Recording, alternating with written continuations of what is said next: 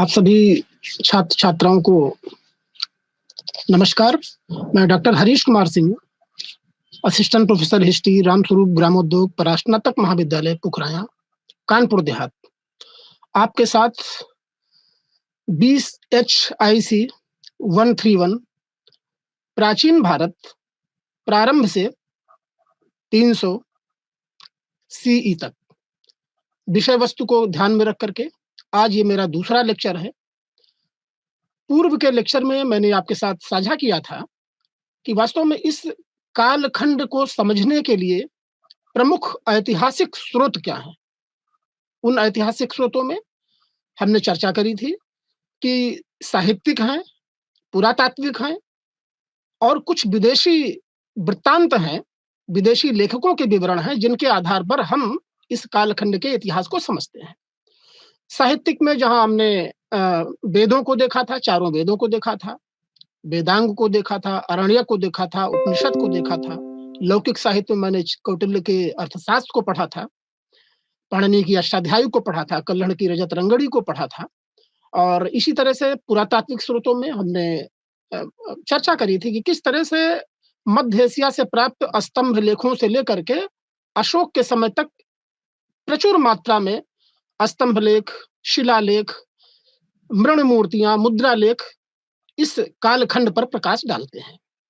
विदेशी लेखकों के विवरण में मैंने मेगास्थनीज की इंडिका की बात करी, जस्टिन की बात करी थी, प्लूटार्क की बात करी थी मैंने, हेरोडोटस जो हिस्ट्री का पिता था उसके बारे में चर्चा करा था मैंने कि किस तरह से हिस्टोरिका में वो बताता है कि दारा प्रथम के साम्राज्य का भारत 20वां प्रांत था। तो कुल मिलाकर के जब हम प्रमुख ऐतिहासिक स्रोतों के बारे में पढ़ चुके हैं तो इस मतलब यात्रा को और आगे बढ़ाते हुए आज हम देखेंगे कि वास्तव में इंसान जब धरती पर आया तो वो किस तरह से प्रारंभिक अवस्था से लेकर के जो उसकी शिकारी संग्रहकर्ता की अवस्था थी और कृषि पशुपालक के सफर में उसका कैसा पड़ाव रहा। हम देखते हैं कि मनुष्य अपने अस्तित्व के आरंभ से आज तक करीब 99% समय तक उसका हिस्सा संग्रहकर्ता और शिकारी के रूप में रहा। मात्र 10,000 वर्ष पूर्व ही कृषि उत्पादन करना सीखा मनुष्य, पशुपालन करना सीखा मनुष्य। तो वास्तव में शिकारी संग्रहकर्ता और के रूप में मनुष्य का जो यात्रा थी उसको हम दो भागों में विभाजित करेंगे, पुरापाषाण काल, मध्यपाषाण काल। ये दो जो शिकारी संग्रहकर्ता की स्थिति थी ये करीब 20 लाख वर्ष पूर्व शुरू होती है। हम पाषाण के, पत्थर के औजारों के आधार पर इस समय के कालखंड के मनुष्य की प्रवृत्तियों को, उनके सामाजिक और दैनिक जीवन को समझ सकते हैं। तो हम देखते हैं कि पुरापाषाण काल की संस्कृति का उदय अभिनूतन युग में शुरू होता है। यह करीब 20 लाख वर्ष पूर्व शुरू होता है। औजार के रूप में ये हाथ की कुल्हाड़ियां हमें मिली हैं, तक्षणी मिली हैं। और अगर इसके भौगोलिक संरचना को देखें तो कश्मीर घाटी में ये पाषाणकालीन हथियार मिले हैं, राजस्थान में लूनी नदी के आसपास मिले हैं, नर्मदा घाटी के आसपास मिले हैं और भीमबेटका से तो चित्रकारी के पर्याप्त सबूत मिले हैं जिससे पता चलता है कि पूरा पाषाण काल के जो मनुष्य थे वो किन किन पशुओं के बारे में जानते थे। ये भीमबेटका विंध्य क्षेत्र में स्थित है। इसी तरह से अगर हम पूरा पाषाण काल के बाद जाएं कि मध्य पाषाण काल, तो मध्य पाषाण काल का जो समय है वो करीब 8000 BCE से शुरू होता है। पुरापाषाण और मध्य पाषाण काल में जो प्रमुख अंतर हम देखते हैं, एक तो औजारों की बनावट में देखते हैं। पहले क्या था, पहले नुकीले औजार नहीं होते थे, अब नुकीले औजार बनने लगे, त्रिकोण बनने लगे, ब्लेड बनने लगे, जिससे शिकार करना आसान हो गया। और औजार बनाने की तकनीक में परिवर्तन के कारण छोटे घरों, छोटे जो खास करके पशु थे उनका भी शिकार ये करने लगे और बड़े पशुओं का भी शिकार करने लगे।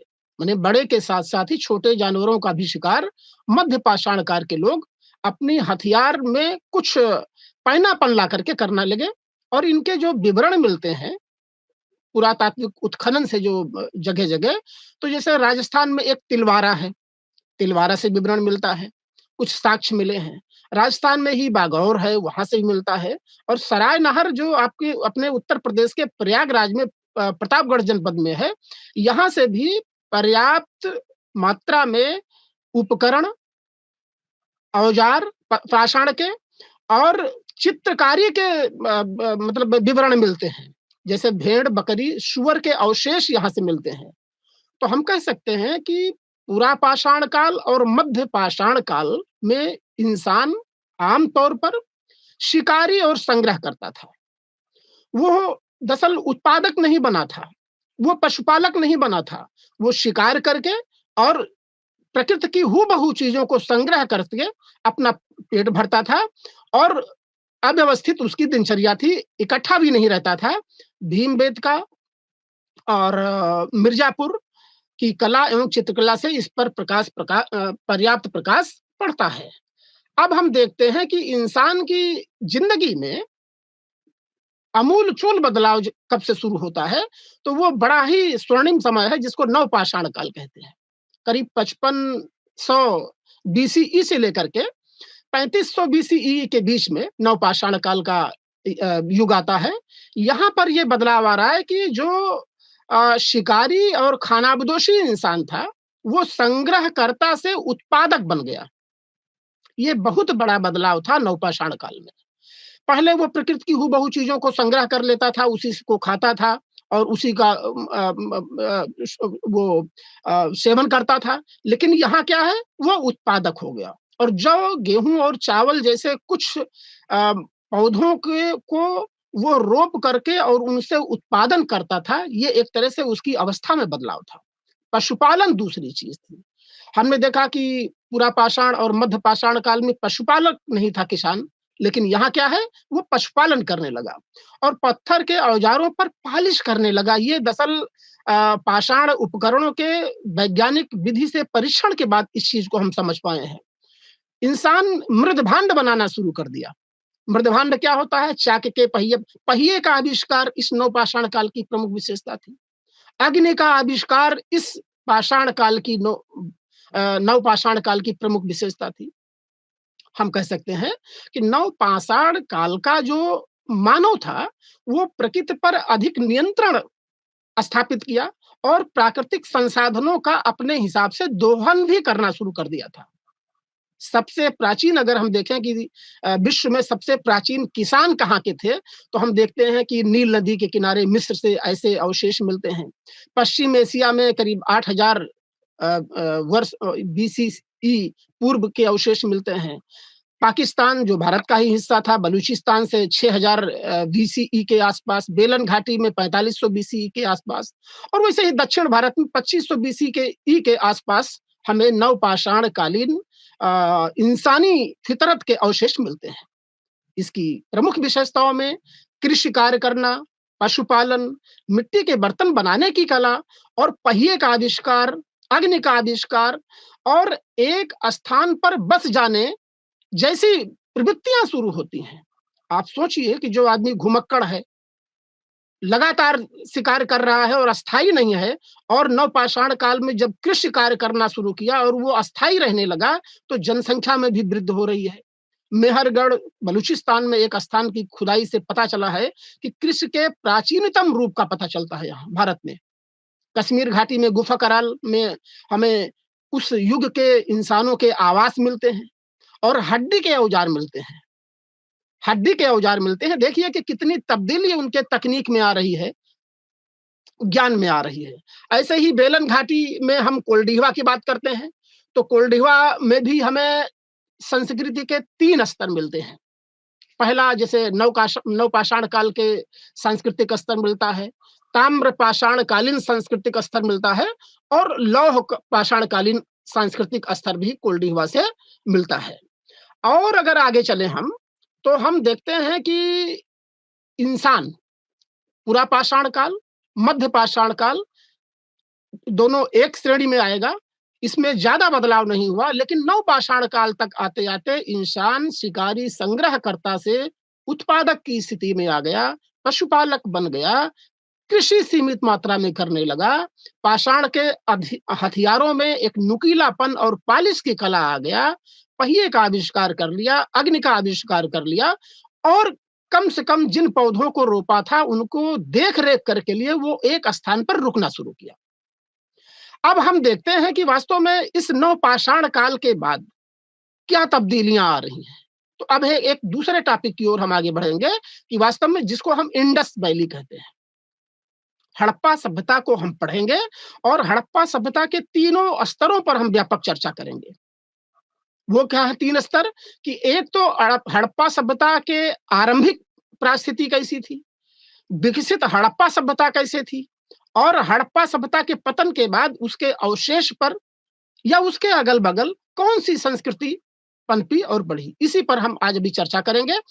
तो जैसा कि हम जानते हैं कि 20 लाख वर्ष पूर्व इंसान के अभिनूतन युग से इंसान के कुछ पाषाण कालीन साहित्य मिलते हैं, फिर नवपाषाण काल का युग आता है और उसके बाद आरंभिक और विकसित मानव का स्वरूप दिखता है। आरंभिक हड़प्पा काल की बस्तियों में हम सबसे पहले मुंडी गाग को देखते हैं। ये दक्षिणी अफ़गानिस्तान में है। यहाँ से हमें उत्खनन में धूप में सुखाई गई ईंटों का प्रयोग मिलता है। अभी इंसान पकी हुई ईंटों का उपयोग नहीं कर पा रहा है। विशाल भवन मिला है जिसमें खंभों की दीवारें बनी हुई हैं। ऐसे ही क्वेटा घाटी एक प्रमुख स्थल है जो हड़प्पा पूर्व संस्कृति के अवशेष यहाँ से मिलते हैं। क्वेटा घाटी में दम्ब सादात एक बहुत स्थान है जहाँ पर चित्रकारी किए गए मिट्टी के बर्तन मिलते हैं। ऐसे ही मध्य दक्षिणी बलूचिस्तान है, वहाँ पर बालाकोट की स्थिति देखिए आप। यहाँ की बस्तियों से फारस के समय के संपर्क के कुछ सूत्र मिलते हैं। सिंधु क्षेत्र जब आता है और घग्गर हाकरा नदियों के बीच के पास की बस्तियों में हम देखते हैं यहाँ पर एक अमरी संस्कृति थी जिसमें हड़प्पा पूर्व अवशेष मिले हैं, मकान के अवशेष मिले हैं। ऐसे ही कोटदीजी, मेहरगढ़ सबसे प्रमुख पूर्व प्राक हड़प्पा संस्कृति है और मेहरगढ़ से पत्थरों की मालाएं बनाते हुए अवशेष मिले हैं। लाजवर्द मणि का प्रयोग करते हुए मिलते हैं। आगे के काल में हम देखेंगे कि हड़प्पा सभ्यता में लाजवर्द मणि को व्यापकता के साथ उपयोग में लाया जा रहा है। तो ऐसे ही पंजाब में हम बहावलपुर की बात करते हैं। कालीबंगा एक ऐसा स्थान है जिसमें प्राक हड़प्पा, विकसित हड़प्पा और उत्तरकालीन हड़प्पा तीनों के अवशेष मिलते हैं। मतलब कच्ची ईंट के मकान और जुते हुए खेत, तांबे कांसे पत्थर के औजारों का प्रयोग किया जाना, हल एवं पहिए वाली गाड़ियों का प्रयोग, मिट्टी के बर्तन बनाने की परंपरा, ये सब प्राक हड़प्पा काल में इंसान को जानकारी थी। अब अगर हम आगे देखते हैं कि हड़प्पा सभ्यता का विकसित स्वरूप क्या था। जब हम एक बात और आपसे हम बताते चलें कि वास्तव में 20वीं शताब्दी तक हमें नहीं पता था कि कोई हड़प्पा सभ्यता जैसी चीज भी है इतिहास में। लेकिन जब अ, अंग्रेजों ने एशिया मतलब विलियम जोन्स ने इन पुराने खंडहरों का, इन पुरालेखों का अध्ययन किया, तो उन्होंने कहा कि भारत का इतिहास 6ठी शताब्दी ईसा पूर्व से और या वैदिक पीरियड से भी पीछे जाता है और उन्होंने कार्बन डेटिंग के आधार पर इन फॉसिल्स का और खास करके इन अवशेषों का, पुरातात्विक अवशेषों का अध्ययन किया और वैज्ञानिक सपोर्ट से इन्होंने ये निर्धारित किया कि वास्तव में भारत की इस सिंधु क्षेत्र की भूमि पर एक विशाल सभ्यता थी जो जमीन के नीचे दफन है, उसको हड़प्पा सभ्यता कहते हैं। अब जब हम हड़प्पा सभ्यता की बात करते हैं, तो सवाल उठता है कि इस सभ्यता के निर्माता कौन थे? जगह-जगह से जब हड़प्पा सभ्यता की खुदाई की गई, तो यहाँ पर एक मिश्रित जनसंख्या का स्वरूप उभर के आता है। जैसे प्रोटो ऑस्ट्रेलाइट की बात करते हैं, भूमध्य सागरीय अल्पासेनियन और मंगोलाइड, ये चारों प्रकार की नस्ल जो इंसानी हड्डियां और अवशेष मिले हैं उनके आधार पर हड़प्पा सभ्यता के निर्माता के रूप में देखते हैं। सिंध सभ्यता के मतलब कुछ मानना है कि भाई द्रविड़ और सुमेरियन, दास आदि लोगों ने इसको बसाया। सुमेरियन सभ्यता उस समय इसकी समकालीन सभ्यता थी। इसी तरह से द्रविड़ लोग जो दक्षिण में आज भी बसे हैं और दास दस्यु का कुछ विवरण ऋग्वेद में मिलता है उनके बीच संघर्ष का। तो कुछ इतिहासकारों ने ये बताया कि भाई इस हड़प्पा सभ्यता के निर्माता द्रविड़, सुमेरियन और दास लोग थे। डॉक्टर लक्ष्मण स्वरूप का जो एक सिद्धांत थ्योरी आई, वो कहते हैं कि सिंधु सभ्यता के निर्माता आर्य थे। गार्डन चाइल्ड एक मतलब बड़े विद्वान इतिहासकार थे, उन्होंने इसे सुमेरियन निर्माताओं को बताया। राखाल दास बनर्जी द्रविड़ को बताते हैं। और जब व्हीलर की बात करते हैं तो वो कहता है कि दस्यु और दास ये भारत की पूर्व लोग ही थे जिन्होंने इस सभ्यता को निर्मित किया। अब हम देखते हैं कि इस प्रमुख स्थल कौन-कौन से थे। हड़प्पा के को बारे में जानते हैं कि 1921 में राखाल दास बनर्जी ने जब इसकी मतलब खुदाई कराई, कुछ रेलवे लाइन बिछाने के लिए वहाँ के टीलों की, तो उन्हें बड़ा अद्भुत और आश्चर्य हुआ। और पुरातात्विक पद्धति को अपनाते हुए बाद के वर्षों में मार्शल के अधीन जब उसकी खुदाई हुई, तो हड़प्पा में बहुत बड़ा श्रमिक आवास, उर्वरा की देवी की एक मृण मूर्तियाँ भारी मात्रा में, पीतल का इक्का, अन्नागार जैसे अवशेष मिलते हैं। ऐसे ही मोहनजोदड़ो की बात करते हैं तो मोहनजोदड़ो की खुदाई में बृहद स्नानागार मिला। अब इस स्नानागार के बारे में तो मार्शल ने कहा कि भई तत्कालीन विश्व का ये आश्चर्यजनक नमूना था। एक तरह से कांस्य नर्तकी की मूर्ति यहाँ से मिली है। योगी और पुजारी की मूर्ति में एक दाढ़ी वाले व्यक्ति की मूर्ति मिली है। पशुपत शिव की मूर्ति यहाँ से मिली है मोहनजोदड़ो से। और कुंभकारों के भट्ठे यहाँ से मिले हैं। गले हुए तांबे के ढेर यहाँ से मिले हैं। मतलब पुरातात्विक अवशेष मोहनजोदड़ो से पर्याप्त मात्रा में मिले हैं। ऐसे ही लोथल है, गोदीबाड़ा यहाँ से मिला है। बेलनाकार मोहरें और 3 युगल समाधियां लोथल के पुरातात्विक ये रत्न हैं। कालीबग्गा जुते हुए खेत में हमने अभी चर्चा करी थी कि भाई यहाँ से प्राक हड़प्पा के, विकसित हड़प्पा के और पूर्वोत्तर हड़प्पा के तीनों काल के अवशेष मिले हैं। अब पुरातत्व शास्त्री जब इनका उत्खनन करता है क्षैतिज रूप से, तो वो समझता है कि भाई ये स्तर किस युग का है, इसके नीचे का स्तर किस युग का हो सकता है। ऐसे ही सुरकोटड़ा में घोड़े की अस्थियां मिली हैं। हम देखते हैं कि हड़प्पा सभ्यता के लोगों का जो नगर नियोजन था, वो बहुत ही महत्वपूर्ण है। पूर्व से पश्चिम की दिशा में 2 टीले होते थे और पूर्व में एक तरह से आवास होते थे और पश्चिम में गढ़ी या दुर्ग होते थे। जाहिर तौर पर इस गढ़ी या दुर्ग में शासक वर्ग या राजा रहते रहे होंगे। किले बंदी चारों तरफ से की जाती थी। जल निकास की उत्तम व्यवस्था था और नगर नियोजन की सबसे प्रमुख विशेषता थी कि यहाँ पर पकी हुई ईंटों का प्रयोग किया गया है। सड़कें एक दूसरे को समकोण पर काटती थी, ये इनका प्रमुख था। सड़कों के किनारे नालियां होती थी, मेनहोल होते थे। ब्रिटिश इतिहासकार तो कहते हैं कि भाई 18वीं शताब्दी तक लंदन भी मोहनजोदड़ो हड़प्पा जैसी जल निकास व्यवस्था को नहीं अपना पाया था। राजनीतिक व्यवस्था के बारे में अगर हम देखते हैं हड़प्पा सभ्यता के, तो हमें ये पुरातात्विक स्रोतों से ये हम कयास लगा सकते हैं कि वास्तव में इस विशाल क्षेत्र, हड़प्पा सभ्यता का जो क्षेत्र था, आपको बताते चले कि करीब 1000 वर्ग किलोमीटर में फैला था। उत्तर में कश्मीर में मांडा और दक्षिण में पूर्व में राखीगढ़ी बनवाली, पश्चिम में बलूचिस्तान, उत्तर में मांडा और दक्षिण में दैमाबाद। ये एक पतंग के आकार का जो विस्तृत क्षेत्र था, यहाँ पर करीब 1000 के आसपास स्थल हड़प्पा सभ्यता के मिले हैं। इसमें 6 को तो महानगर कहा गया है। यहाँ पर एक व्यापक शहरी नियोजन, जल निकास प्रणाली, ये सब व्यवस्था की गई थी। तो उस आधार पर हम इसकी राजनीतिक व्यवस्था का अगर आकलन करते हैं, तो संभवतः यहाँ पर वणिक वर्ग का शासन रहा होगा और निश्चित रूप से एक केंद्रीय सत्ता इस पूरे क्षेत्र को नियंत्रण में रखती रही होगी। पिगट ने तो ये कहा कि भाई यहाँ पर पुरोहित वर्ग का शासन था। उनके जहन में वो स्नानागार और तमाम जो धार्मिक प्रतीक मिले हैं, इसके आधार पर वो इस निष्कर्ष पर पहुंचे कि यहाँ पर जो है पुरोहित वर्ग का शासन था। सामाजिक व्यवस्था जब हम हड़प्पा सभ्यता की देखते हैं, तो हमें लगता है कि ये मात्र प्रधान थी। करीब 2000 के आसपास मृण मूर्तियां मिली हैं और उसमें मात्र शक्तियां की मूर्तियां ज्यादा हैं। पुरोहित, व्यापारी, अधिकारी, शिल्पी, जुलाहे, श्रमिक और ये सारे मतलब तत्व जो है उन मृण मूर्तियों के आधार पर इनको निर्धारित किया गया है कि सामाजिक व्यवस्था के अंग रहे होंगे। संभवतः इतने वर्ग रहे होंगे। सिंधु सभ्यता के लोग शाकाहारी और मांसाहारी थे, पुरातात्विक स्रोतों से ऐसा पता चलता है। सूती और ऊनी वस्त्रों का उपयोग करते थे। मजे की बात है कि सिंधु सभ्यता के लोग मनोरंजन के कुछ साधन भी अपनाते थे। पासा मिला है जगह जगह, तो इसका हम अनुमान लगा सकते हैं कि भाई सिंधु सभ्यता में पासे का खेल होता था। नृत्य पर्याप्त मात्रा में था, और क्योंकि कांस्य नर्तकी मोहनजोदड़ो से मिली है, और तो लगता है कि उस समाज में उस समय मनोरंजन के साधनों में नृत्य का प्रचलन रहा होगा। शिकार के पर उदाहरण मिलते हैं। शिकार के कुछ चित्र मृण मूर्तियों पर मिलते हैं, और इस प्रकार हम देखते हैं कि हड़प्पा सभ्यता में सामाजिक स्थिति में जो है शवों को दफनाने की तीनों विधियां भी थी।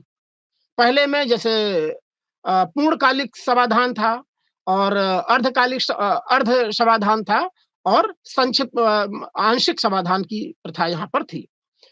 अगर हम हड़प्पा कालीन धार्मिक तत्वों का विश्लेषण करें, तो हम देखते हैं कि भारी मात्रा में जो मृण मूर्तियां मिली हैं, उनके आधार पर इतिहासकार इस निष्कर्ष पर पहुंचे कि संभवतः हड़प्पा सभ्यता मात्र सभ्यता थी, मात्र प्रधान सभ्यता थी, और मातृ देवी की मूर्तियां वहां भारी मात्रा में मिली हैं। हड़प्पा से एक मूर्ति मिली है जिसमें एक मातृ शक्ति से जो है पौधे को उगता हुआ दिखाया गया है। तो यहाँ पर इसको उर्वरा देवी और उर्वरा शक्ति के रूप में देखा गया। लिंग और यौन पूजा के पर्याप्त पुरातात्विक साहित्य हड़प्पा सभ्यता से मिलते हैं। ऐसे ही वृक्ष पूजा के अवशेष भी मिलते हैं। पशुपत शिव, जो निरंतरता में हड़प्पा सभ्यता से लेकर के और हमारी आज तक की वर्तमान संस्कृति का एक अहम हिस्सा है, उसका संकेत हमें हड़प्पा सभ्यता से ही मिलता है।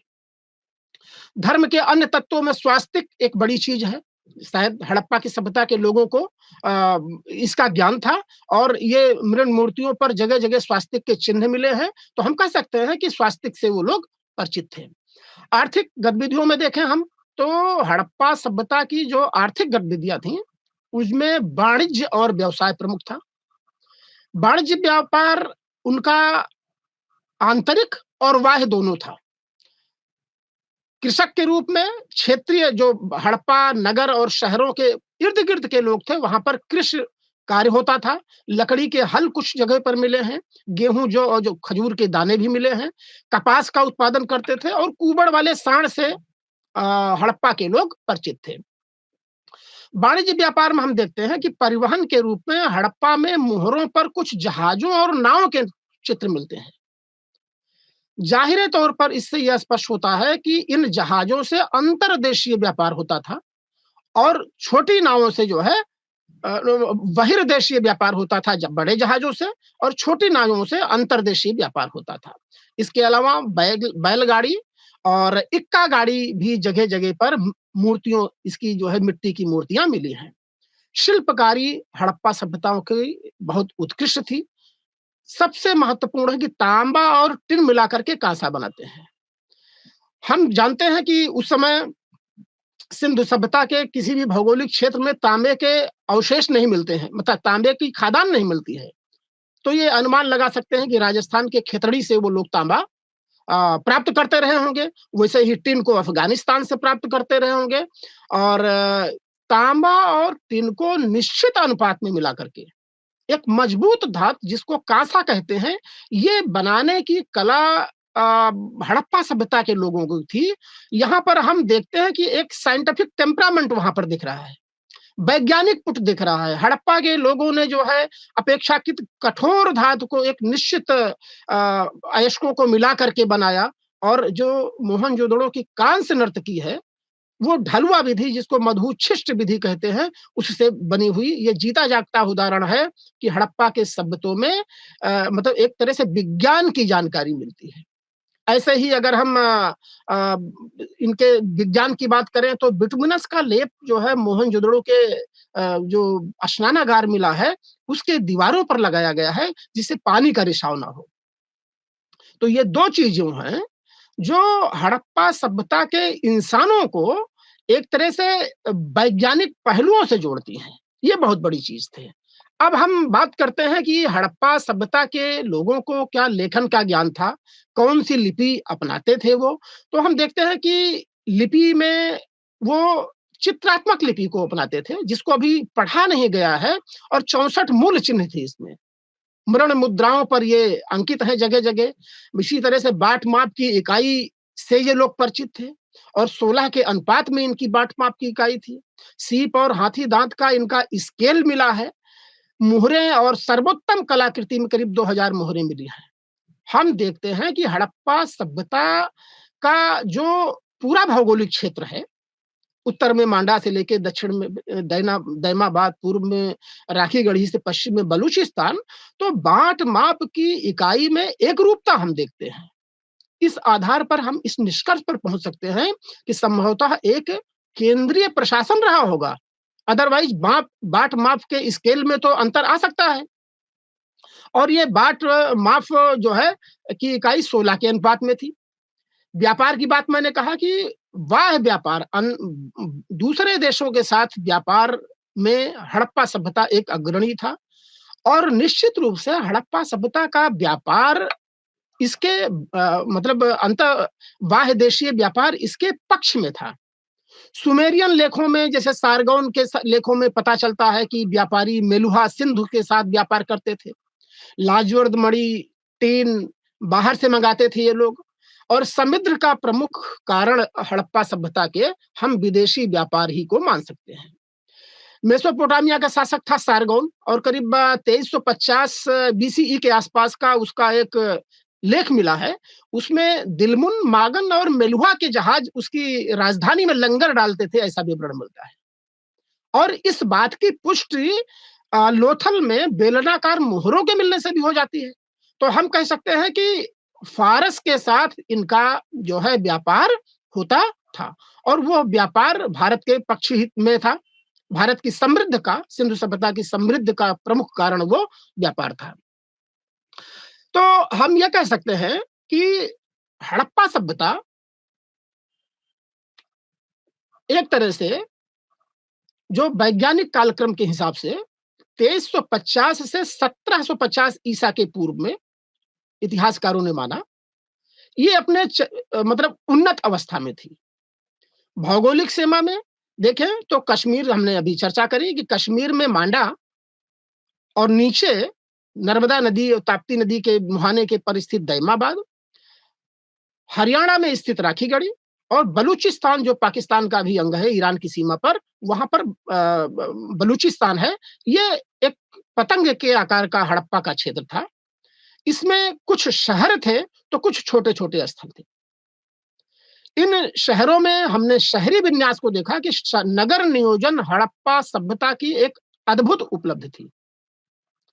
इतने व्यवस्थित किलों का निर्माण, सड़कें एक दूसरे को समकोण यानी चौकोर काट रही हैं, सड़कों के किनारे नालियों की उत्तम व्यवस्था, मेन होल होना, शवदाह की तीनों प्रणालियों का मिलना, और विभिन्न स्थलों के खुदाई से जो पुरातात्विक स्रोत मिले हैं, उनके आधार पर हम इनकी राजनीतिक, आर्थिक, सामाजिक मान्यताओं पर कुछ प्रकाश डाल पाए हैं।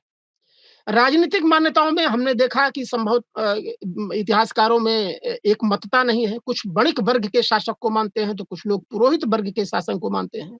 तो कुछ लोग कहते हैं कि राजा वर्ग यहाँ पर था, और इस सामाजिक मान्यताओं में हम देखते हैं कि सामाजिक रूप से वो लोग सरल थे, और मातृ देवियों की पूजा करते थे, प्रकृति की पूजा करते थे, मतलब प्रकृति के तमाम जो पशु थे उनकी भी पूजा करते थे। शिवलिंग, आद्य शिव, और एक श्रृंगी बैल, ये इनके प्रतीक प्रमुख रूप से थे, और शवदाह की तीनों प्रणालियां यहाँ पर थीं। विज्ञान और तकनीक के बारे में हम देखते हैं कि हड़प्पा की सभ्यता के लोगों को इसकी पर्याप्त जानकारी थी। जो भी वस्तुएं मिली हैं, खास करके मोहनजोदड़ो की जो कांस्य नर्तकी है, हमने अभी चर्चा करी कि ये वास्तव में उनकी वैज्ञानिक प्रौद्योगिकी का अद्भुत नमूना है। समाज में मनोरंजन के प्रमुख साधनों में हमने पासे के खेल को देखा। हमने देखा कि पासा एक तरह का जुआ होता है। हमने देखा कि नृत्य प्रचलन में था। ये सारे उनके मनोरंजन के प्रमुख साधन थे। आर्थिक व्यवस्था में हड़प्पा सभ्यता शहरी सभ्यता थी, और जाहिर तौर पर शहरी सभ्यता के जो मूल तत्व होते हैं, उनका आधार होता है वाणिज्य और व्यवसाय। वो वाणिज्य व्यवसाय जब तक फलता-फूलता रहता है, सभ्यता विकसित होती रहती है, उसके लिए सपोर्टिंग में क्या चाहिए कि सराउंडिंग एरिया से जो खास करके खाद्यान्न वस्तुएँ हैं, वो आती रहें। तो हड़प्पा की सभ्यता के लोगों ने आंतरिक देश के आंतरिक हिस्सों से जो व्यापारिक संबंध बनाए, उसमें उनको रसद खाने-पीने की चीज़ें मिलती थी और जो बाह्य देशों के साथ संबंध बनाए, उसमें आयात-निर्यात की कुछ प्रमुख वस्तुएँ होती थी, जो भारत के पक्ष में यानी हड़प्पा सभ्यता के लोगों के पक्ष में थी। अब सवाल उठता है कि इतनी उन्नत सभ्यता जो इतिहास के कालक्रम में 2350 से 1750 के आसपास अपने उन्नत अवस्था में थी, वो उसका पतन कैसे हुआ? तो यहाँ उसके पतन के सिद्धांतों में भी इतिहासकारों में बड़ा मतभेद है। पहले मैं मार्टिन हुलर की बात करता हूँ। मार्टिन हुलर एक साम्राज्यवादी लेखक थे, उत्खनन करता थे और भारत के तमाम पुरास्थलों की उन्होंने प्रत्यक्ष उसको देखा और उसका विश्लेषण किया। वो इन मुद्दों पर जब का विश्लेषण करते हैं, तो वो कहते हैं कि भई सहसा पतन का सिद्धांत उन्होंने प्रतिपादित कर दिया। अब मार्टिन हुलर ने जब सहसा पतन के सिद्धांत को प्रतिपादित किया, तो इस पे वाद-विवाद होना लाज़मी था। अपने पक्ष में वो पुरातात्विक स्रोतों की जब बात करते हैं, तो कहते हैं भई मोहनजोदड़ो से 26 नरकंकाल मिले हैं और बलूचिस्तान में अग्निकांड का ऐसा कुछ सिम्पटम्स मिला है जिससे हम कह सकते हैं कि आर्य लोग बाहर से आए और उन्होंने एकाएक सभ्यता के सारे लोगों को बच्चे, बूढ़े और स्त्रियाँ सभी को मार डाला और पूरी की पूरी सभ्यता नष्ट हो गई और बलूचिस्तान में अग्निकांड हुआ, पूरी बस्ती को आर्यों ने जला दिया।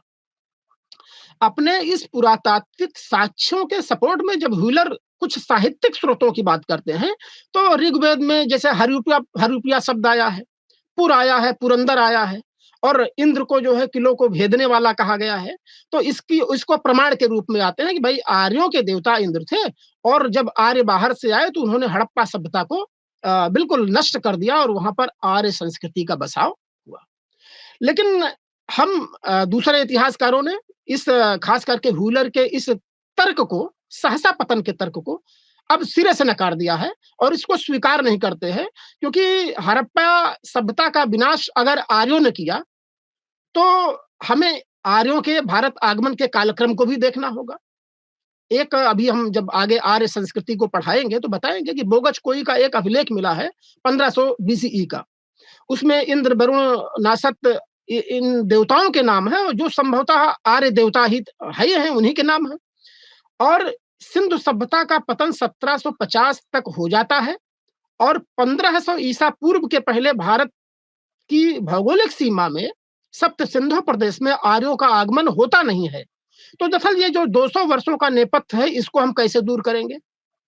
अगर हम आर्यों को उत्तरदायी मानते हैं सिंधु सभ्यता के पतन के लिए कि उन्होंने आक्रमण किया और बस्तियों को जला दिया और नष्ट करके यहाँ पर आर्य सभ्यता, तो दरअसल इतिहासकार इस बात को अब नकार दिए हैं। दूसरी थ्योरी में जैसे लैम्ब्रिक एक बड़े पुरातत्व शास्त्री थे, उन्होंने सिंधु नदी और इसके नदी तंत्र के बहावों का विश्लेषण किया, हजारों सालों का। और भाई उन्होंने कहा कि सिंधु नदी ने अपना मार्ग परिवर्तन कर दिया, इसलिए जो बड़े शहर थे, वो इस नदी की गाद में जो है समा गए और डूब गए और मतलब वहाँ पर गाद जमा हो गई और इस सभ्यता का पतन हो गया। फेयर सर्विस पारिस्थितिक असंतुलन को बताते हैं। फेयर सर्विस जब पारिस्थितिक असंतुलन को हड़प्पा सभ्यता के पतन का कारण बताते हैं, तो वो कहते हैं कि भई अधिशेष जब तक रहता है, तब तक कोई भी सभ्यता फलती और फूलती रहती है। और वो अधिशेष चाहे उनके वाणिज्य व्यापार से सरप्लस प्रोडक्शन हो या फिर क्षेत्रीय सीमा पर बसे हुए जो गाँव हैं, जो शहर के जीवन को संचालित करने के लिए दैनिक खान-पान की चीज़ें भेज रहे हैं, उसमें संभवतः कमी आई होगी और इसकी वजह से पारिस्थितिक असंतुलन हुआ होगा और यह सभ्यता जो है विनाश हो गई। डी.के. चक्रवर्ती का नाम आता है। वो कहते हैं कि नगरीय एवं ग्रामीण संतुलन बिगड़ने से ये विनाश हो गया। आज भी अगर हम वर्तमान परिप्रेक्ष्य में देखें, तो नगरों का अस्तित्व कहीं न कहीं ग्रामीण सपोर्ट से ही है, क्योंकि रॉ मटेरियल और खाने-पीने की चीज़ें गाँवों से ही शहरों में जाती हैं और शहर पूरी तरह से उद्योग, धंधों और वाणिज्य व्यापार पर रहता है। लेकिन उसके पीछे का जो है वो एक कृषक समुदाय और कृषि और ग्रामीण अर्थव्यवस्था ही उसको सपोर्ट करती है। तो हम कह सकते हैं कि हड़प्पा सभ्यता के पतन के जो विभिन्न इतिहासकारों ने ये सिद्धांत दिए हैं, उसमें हम सहसा पतन के सिद्धांत को नहीं मानते। और आज विद्वान तो इस बात पर विमर्श कर रहे हैं और मान रहे हैं कि सिंधु सभ्यता का पतन नहीं हुआ, बल्कि उसकी सांस्कृतिक क्षेपण में एक तरह से बदलाव आया है। और हम देखते हैं कि सिंध में जैसे अमरी हो गया, चुन्नू दड़ों में झूकड़ संस्कृति हो गया के रूप में ये दिखती है उत्तरवर्ती हड़प्पा में। और अब हड़प्पा सभ्यता की निरंतरता पर हम विचार करते हैं। इस पर रिसर्च हो रहा है और इसको भौगोलिक परिप्रेक्ष्य में देखने की कोशिश किया किया गया है। जब हम हड़प्पा सभ्यता के विनाश यानी सहसा विनाश की जगह इसके निरंतरता पर हम जब विचार करेंगे, तो हम देखते हैं कि वास्तव में ये जो शहरी नगर और वाणिज्य व्यापार प्रधान सभ्यता थी, ये धीरे-धीरे पुनः ग्रामीण संस्कृति में बदलती चली गई। और इस सभ्यता के जो अवशेष हैं, वो हमको ग्रामीण संस्कृति में देखते हैं, जिसको हम कहते हैं ताम्र पाषाणिक काल इसके बाद आता है, उसमें दिखते हैं। अगर हम देखें कि हड़प्पा सभ्यता के वो कौन से तत्व हैं, जो हड़प्पा के समाज से लेकर के और आज के वर्तमान समाज तक अपनी निरंतरता को बनाए हुए हैं, तो हम देखते हैं कि जैसे पशुपत शिव, मातृ देवी, लिंग पूजा और पशु उपासना, अग्नि पूजा और नाप-तौल की जो प्रणाली है, ये दरअसल हड़प्पा सभ्यता के जो पुरातात्विक अवशेष मिले हैं, वहाँ से लेकर के अनवरत ये कहीं न कहीं मेरे वर्तमान सामाजिक आर्थिक प्रणाली में भी इसके अंश दिखते हैं, इसके प्रभाव को हम देख सकते हैं। दूसरी चीज़ बैलगाड़ी, नावें, ये हड़प्पा सभ्यता के लोगों में प्रचुर मात्रा में उपयोग किया, क्योंकि मृण मूर्तियों पे इसके तमाम चित्र मिले हैं और वो आज तक निरंतरता में है। बैलगाड़ी तो हमारे कृषक समाज का आधार ही था, करीब 2 दशक, 3 दशक पहले भारत में। तो हड़प्पा सभ्यता की ये विशेषताएँ परवर्ती चरण में भी चलती रही हैं और जो आज के भी सिम्पटम्स में दिखते हैं। अब हम देखते हैं कि वास्तव में हड़प्पा सभ्यता का उदय, उसका विस्तार और पतन, इन तीनों को हम की सम्यक विवेचना हम कर चुके हैं। तो अब ये बात समझनी है कि वास्तव में हड़प्पा सभ्यता के बाद क्या हो रहा है।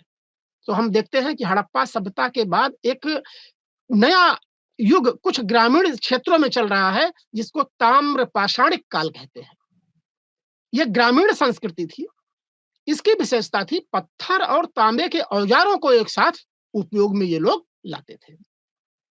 अब पत्थर और तांबे के औजारों को साथ-साथ में ये लोग प्रयोग करते थे और हम देखते हैं कि ये सर्वप्रथम औजार के रूप में इंसान ने तांबे को उपयोग में लाया। अगर किसी धातु हम ये सवाल करें कि आखिर वो कौन-सी धातु थी, जिसको इंसान ने सबसे पहले औजार के रूप में प्रयोग किया, तो वो तांबा थी।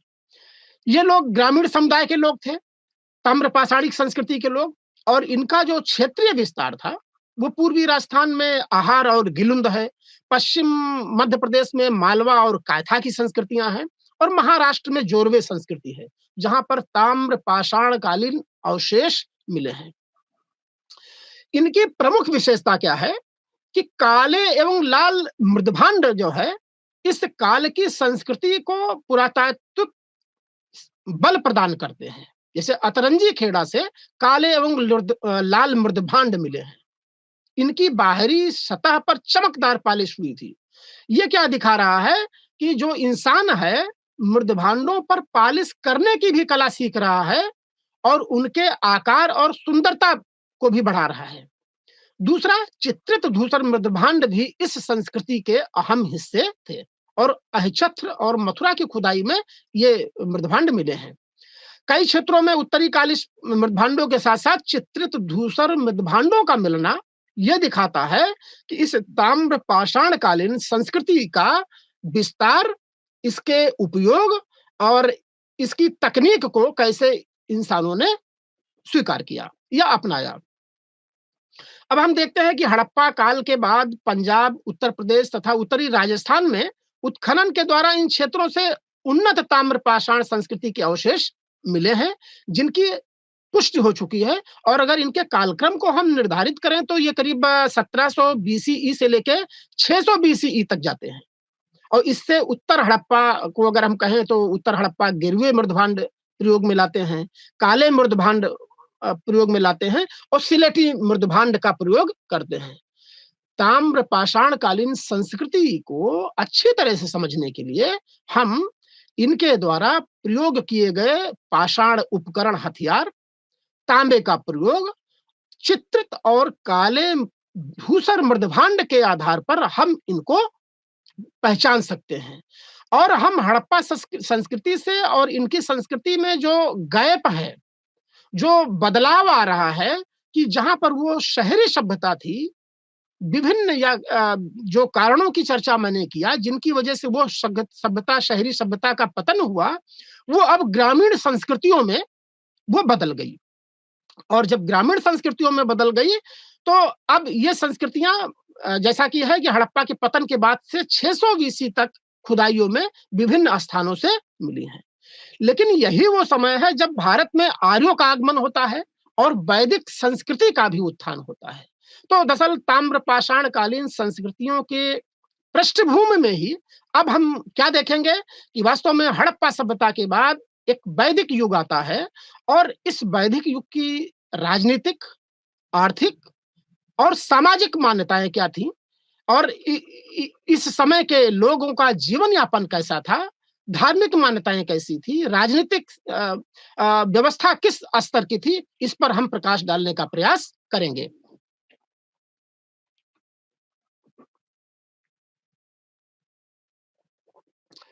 तो आइए हम देखते हैं कि वास्तव में कि ये वैदिक युग क्या है।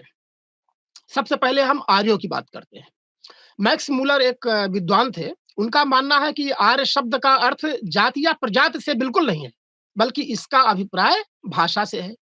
और बाद में भाषा विद्वानों ने जब अध्ययन किया तो बताया कि भाई यूरोप की और आर्यों की जो भाषा है, इसमें एक तरह से समरूपता है।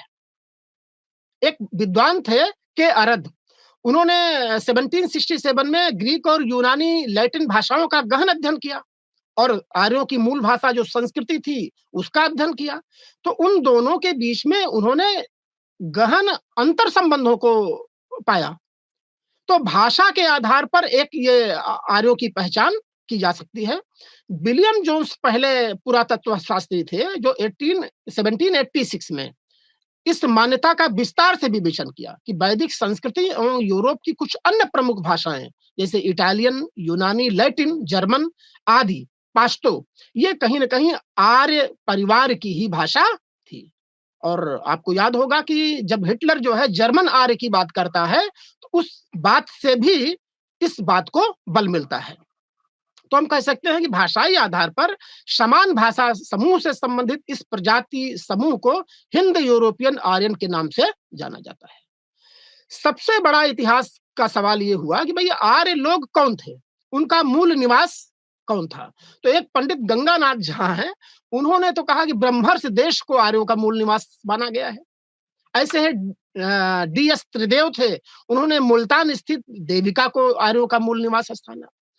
कल्ल थे, एल.डी. कल्ल थे, कश्मीर तथा हिमालय को मूल स्थान माना। तो दरअसल भारतीय उत्पत्ति के आर्य के सिद्धांत को बहुत बल नहीं दिया जा सकता है। बलूचिस्तान से ब्राह्मी भाषा का पता चलता है, दक्षिण परिवार की भाषा थी, जो इस बात का सूचक है कि संपूर्ण भारत अथवा कम से कम उसका एक बड़ा समूह भाषा की दृष्टि से अनार्य था। इसका मतलब आर्य लोग बाहर से आए। बाल गंगाधर तिलक ने स्पष्ट रूप से लिखा कि आर्य लोग उत्तरी ध्रुव में थे और उसके आधार के रूप में उन्होंने ऋग्वेद का एक सूक्त मतलब किया कि उत्तरी ध्रुव में एक स्थान है जहां पर दीर्घकालीन उषा की स्तुति की मिलती है उत्तरी ध्रुव में। तो उन्होंने कहा कि ये आर्य लोग भी जिस दीर्घकालीन उषा का की स्तुति कर रहे हैं वो चूंकि उत्तरी ध्रुव में मिलती है तो ये उनका वहां का निवास स्थान रहा होगा। अभी मैंने चर्चा करा था कि मध्य एशिया में एक बोगज गोई अभिलेख मिला है जिसपे इंद्र, मित्र, वरुण और नासत्य इन 4 देवताओं के नाम मिलते हैं 1500 ईसा पूर्व के आसपास। और वो वही देवता कामोवेश आर्यों के देवता हैं। तो इस आधार पर भी हम अनुमान लगा सकते हैं कि कम से कम सैंधव क्षेत्र नहीं बल्कि मध्य एशिया के क्षेत्र से आर्य यहाँ पर आए होंगे या इधर की तरफ उन्होंने रुख किया होगा। मैक्स मूलर आर्यों के निवास स्थान को एशिया मानते हैं और इसी तरह से गार्डन चाइल्ड इसको कहते हैं कि भाई आर्य लोग जो है दक्षिणी रूस में थे। उसके लिए उन्होंने पुरातात्विक एवं भाषा शास्त्रीय सामग्री को एक आधार बनाया। दक्षिणी रूस आर्यों का मूल निवास स्थान था और अधिकतर संगत वो इस बात को इस आधार पर मानते हैं कि आर्यों का जो मूल निवास था वहां पर दक्षिणी रूस और उसके आसपास जो दीर्घकालीन उषा की बात तिलक करते हैं उससे इस बात को बल मिलता है। और ऋग्वेद में आर्य शब्द को 33 बार आया है। पूरे इस वैदिक वांग्मय को हम दो भागों में विभाजित करेंगे, एक ऋग्वैदिक युग और दूसरा उत्तर वैदिक युग जिसको लेटर वैदिक पीरियड बोलते हैं। तो ऋग्वैदिक काल में इतिहासकारों में एक सहमति बनी है कि 1500 बीसी से लेके 1000 बीसीई के बीच ऋग्वैदिक काल था, जिसकी जानकारी का प्रमुख स्रोत ऋग्वेद है। और इस ऋग्वेद को कदाचित कुछ पुरातात्विक साक्ष्य खास करके चित्रित धूसर मृदबांड कुछ जगह जगह मतलब कि खुदाइयों से जो मिले हैं वो इस युग को एक तरह से पुष्ट देते हैं, पुरातात्विक सपोर्ट देते हैं। जब हम वैदिक साहित्य की बात करते हैं तो हम जानते हैं कि वेदों को श्रुति कहा गया है, ये अपौरुषेय हैं, इनका कोई लेखक नहीं है और न कालक्रम में इसको किसी ने लिखा, बल्कि श्रवण मनन निधिध्यासन जो परंपरा थी, लंबे वर्षों में जब गुरु ने किसी की स्तुति की और मंत्र विकसित किया तो वो मंत्र अपने शिष्यों को रटा दिया, वो शिष्य अगली पीढ़ी को दे दिया और बाद में फिर जो है ये जो कंठस्थ किए गए थे श्लोक उनको लिपिबद्ध कर दिया वेद व्यास ने। तो 4 वेदों में जैसे ऋग्वेद, सामवेद, यजुर्वेद, अथर्ववेद इस संहिताओं का एक तरह से संकलन किया गया। ऋग्वेद पीरियड जो है उसकी जो हम देखते हैं कि 10 मंडल हैं इसमें, तो 1, 8, 9 और 10वां मंडल जो है बाद के हैं, छेपक के रूप में माने जाते हैं। प्रथम एवं 10वां मंडल तो निश्चित रूप से बाद में जोड़ा गया है, बाकी मंडल प्राचीन है, 7 से लेकर के 2 से लेकर के 7 तक। और ऋग्वेद में अनेक संहिताएं हैं, जैसे हमने शाकल संहिता की बात करते हैं। ऋग्वेद को अगर हम ईरानी ग्रंथों के साथ उसकी तुलना करें तो जैसे अवेस्था की भाषाओं में काफी समानता है। तो ये मतलब ऋग्वेद का मूल आधार है। पहले और 10वें जो मंडल हैं उसमें महत्वपूर्ण व्यक्तियों में मनु, शिशि, प्रतिष्ठा नामक पुरुषों की ऋचाएं संकलित हैं। लोभ मुद्रा का नाम सर्वश्रेष्ठ स्त्री के लेखकों में आता है और इसके साथ ही घोषा, अपाला और लोभ मुद्रा जैसी स्त्रियों का नाम ऋग्वेद के मंत्रों में आता है। अब हम देखते हैं कि वास्तव में ये जो ऋग्वैदिक आर्य थे इनकी भौगोलिक पृष्ठभूमि कहाँ थी, भारत की किस भौगोलिक सीमा में ये बसाव किए थे आगे। तो आर्यों का प्रसार अफगानिस्तान एवं गंगा घाटी था। मुख्य भूमि सप्त सैंधव प्रदेश था। ये जो झेलम, बिसस्ता, चिनाब, पुरुषनी, सरस्वती ये जो नदियां हैं हिमालय के पर्वत से निकलने वाली ये 7 नदियां, यही सप्त सैंधव प्रदेश इन आर्यों का मूल निवास था। और ये पंजाब और पाकिस्तान के आसपास ये इस क्षेत्र फैला हुआ था। ऋग्वेद श्लोकों में, ऋग्वेद की ऋचाओं में स्पष्ट रूप से हिमालय का वर्णन है। हिमालय पर्वत श्रृंखला से वो लोग परिचित थे। हिमालय की एक छोटी मंजुवंत पर्वत का नाम जो है ऋग्वेद में मिलता है, जहां पर सोमरस मतलब ये लोग प्राप्त करते थे, ऐसा विवरण जो है मिलता है। पश्चिम की ओर कुंभा, काबुल और कुर, गोमती और सुवास नदियों का वर्णन इस ऋग्वेद में मिलता है। अब आज हम देखते हैं कि हम ऋग्वेद का काल निर्धारण और ऋग्वेद की भौगोलिक सीमा का निर्धारण कर चुके हैं। तो अब जाहिर है कि हम देखेंगे कि इनका राजनीतिक संगठन कैसा था। ऋग्वैदिक आर्यों को पंचजन्य कहा गया है और पंचजन्य इसलिए कहा गया है कि अनु, वृद्ध, युद्ध, कुरु और तुर्वस ये 10 आर्यों के कबीले थे जो कई जनों में विभक्त थे। इनका अधिपत राजा था। और राजा जो है साम्राज्य यानी भौगोलिक सीमा पर जो है ऋग्वैदिक राजा शासन नहीं करता था, बल्कि उसको राजन कहते थे और वो अपने कुल पर शासन करता था। कुल को कुलप कहते थे, ग्राम को ग्रामणी कहते थे, विश्व को विष्पत कहते थे और जन को राजन कहते थे। तो कहने का मतलब ऋग्वैदिक आर्यों में राजनीतिक संगठन की जब बात करते हैं, तो राजा की जो सीमा थी, वो क्षेत्रीयता से नहीं जुड़ी थी, बल्कि वो अपने कुल पर काम करता था। और इस कुल के रूप में राजा के 2 काम होते थे। एक तो हरे घास यानी चारागाह के मैदानों को सुरक्षित करना, 2 कुलों के बीच में जब युद्ध होता है तो उसका नेतृत्व करना और अपने कुल की रक्षा करना, ये राजा के प्रमुख काम होते थे। और देश या राष्ट्र के लिए जो है राष्ट्र शब्द आया है, लेकिन ये राष्ट्र संप्रभुता यानी क्षेत्रीयता से जुड़ा हुआ नहीं था। दशराज युद्ध का विवरण वेदों में मिलता है। भारतों के राजा सुदास थे और उनके पुरोहित वशिष्ठ थे। इनके विरुद्ध 10 राजाओं का एक संघ था, जिनमें पंचजन्य के अतिरिक्त 5 लघु जातियां थीं, जो संभवतः भारत में पहले से ही रही होंगी। अनिल, पश्क और भलानस, शिव और विशिपति जैसे। विश्वामित्र इस 10 राजाओं के पुरोहित थे और मुद्रा राक्षस युद्ध में सुदास की विजय होती है, और जो ऋग्वैदिक समाज का सर्वाधिक महत्वपूर्ण जन था।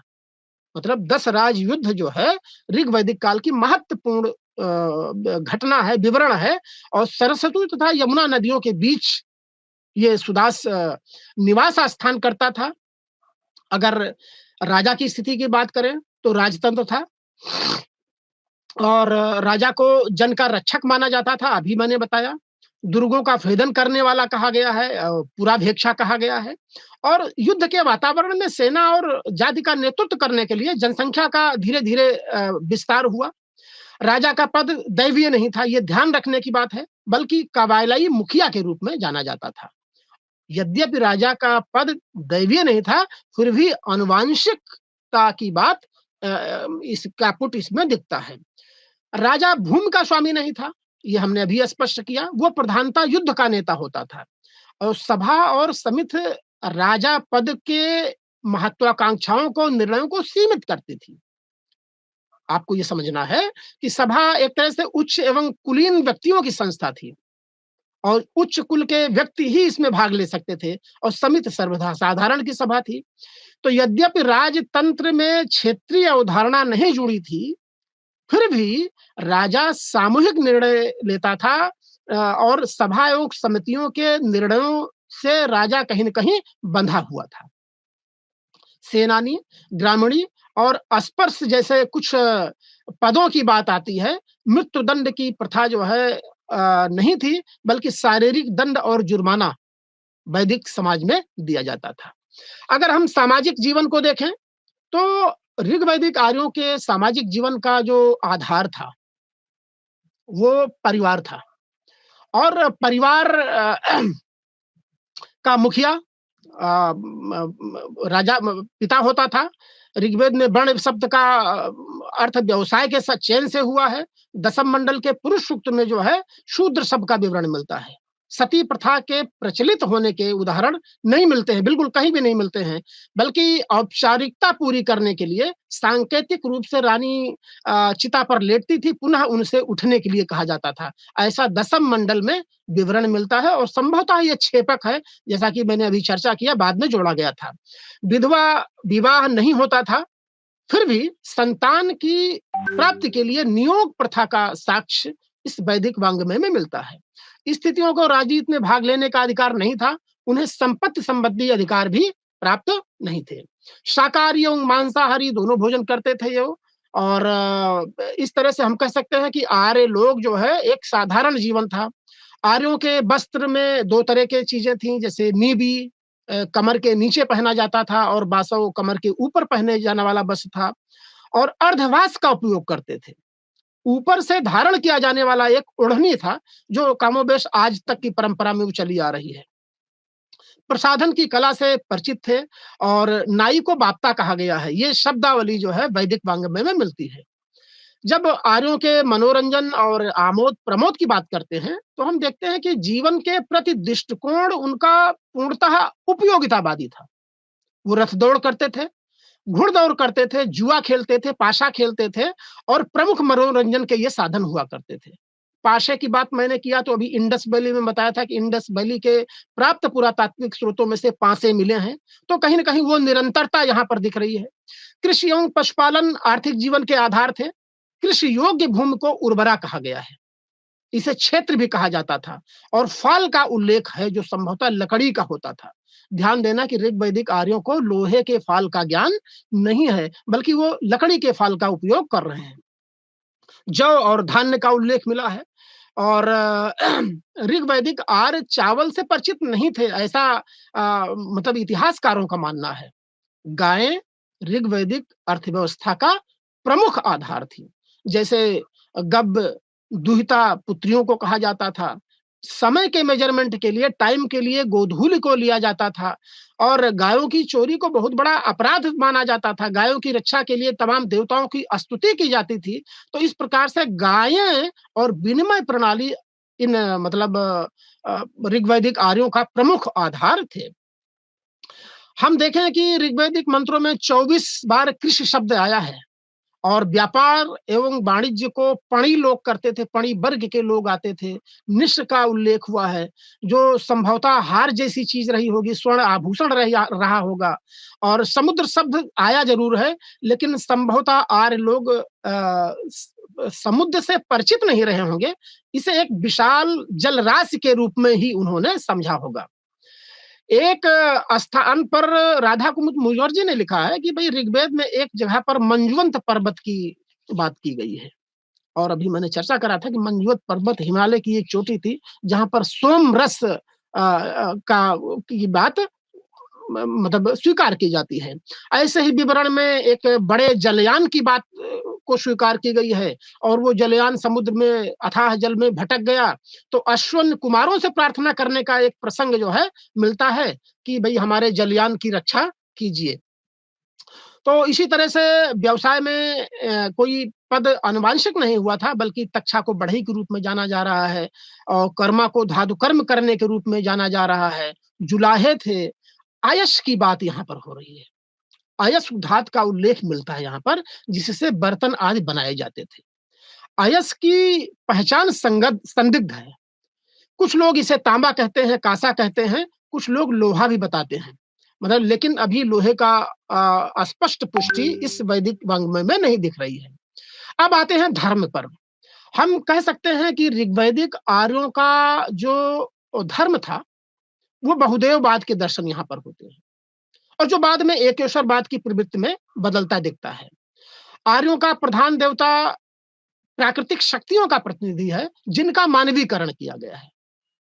हमने देखा कि आर्य लोग प्रकृति की जिन चीजों को आश्चर्यजनक समझे, जिन गुत्थियों को वो नहीं सुलझा पाए, उन्हीं का दैवीकरण कर दिया।